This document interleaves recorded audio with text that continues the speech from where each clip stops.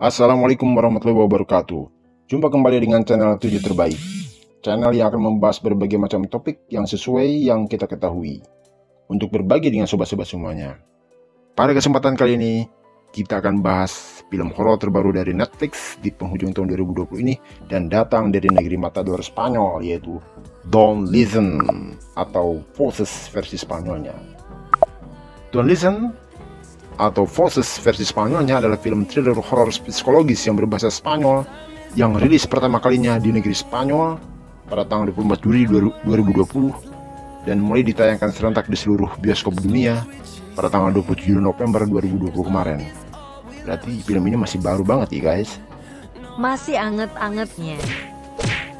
Tapi sebelum lanjut review filmnya bersama Kang Ir, alangkah baiknya jika sobat semua bisa subscribe, like, dan komen agar channel ini semakin berkembang. Dan saya Oke? juga senang. Take me to a world of silver, no more heartbreaks, tears, painkillers. Take me somewhere unfamiliar, bring me back to.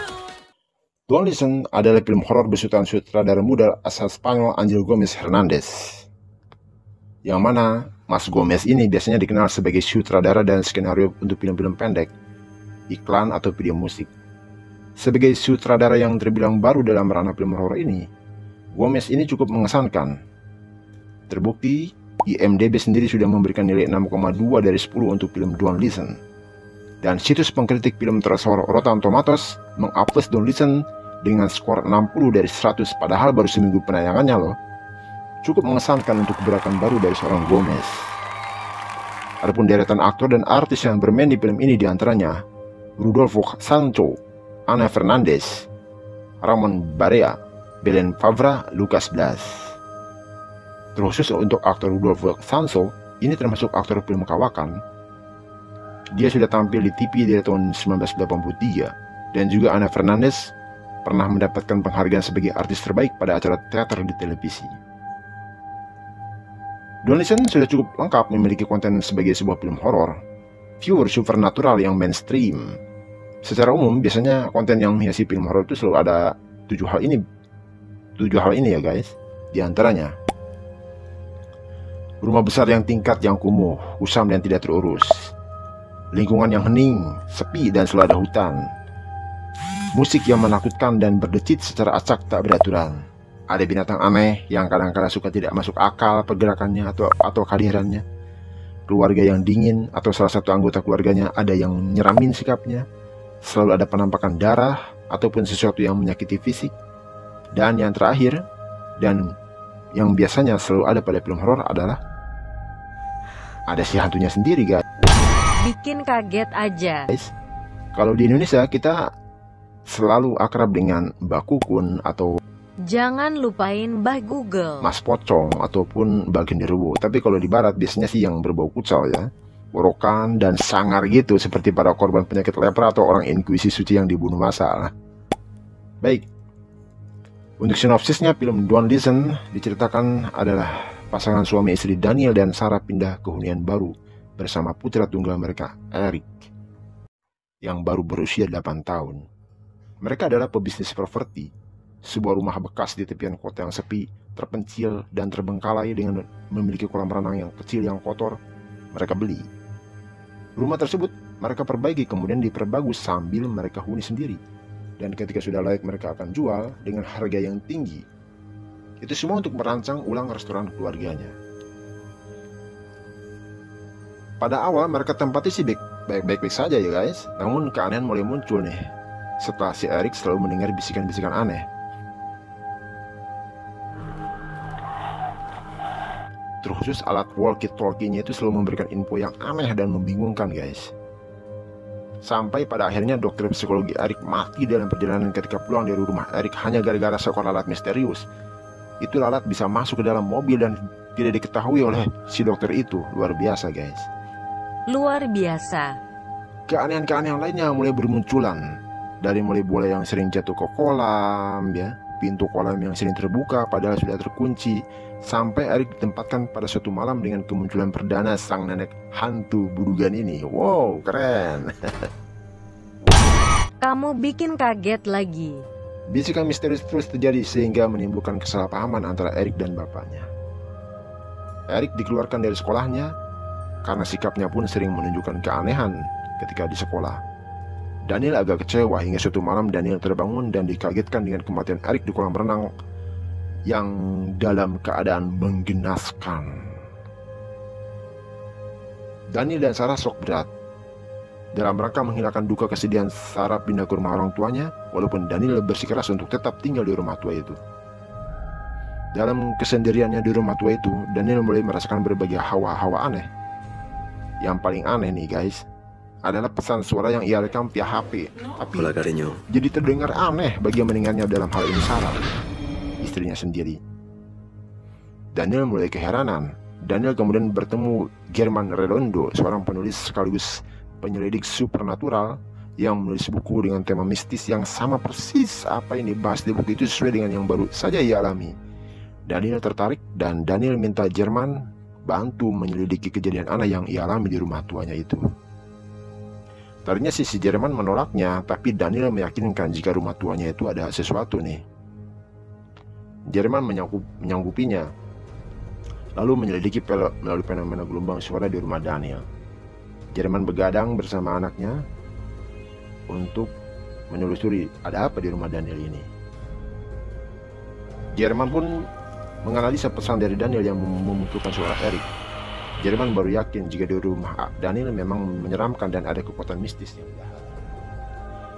Di sisi lain, Sarah mendapat telepon misterius dengan suara yang mengerikan.